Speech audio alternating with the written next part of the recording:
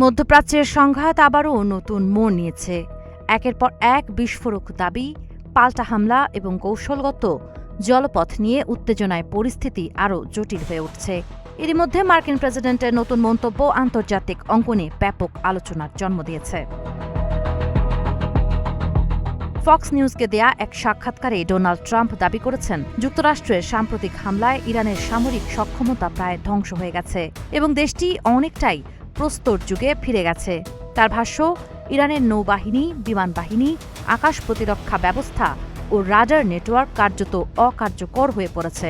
এমনকি অস্ত্র উৎপাদন সক্ষমতার প্রায় 84% ধ্বংস হয়েছে বলেও দাবি করেন ডোনাল্ড ট্রাম্প। ট্রাম্প আরও বলেন, ইরানের শীর্ষ সামরিক নেতৃত্ব নিহত হয়েছে এবং সর্বোচ্চ নেতা মোজতবা খামেনিও 90% শেষ হয়ে গেছেন।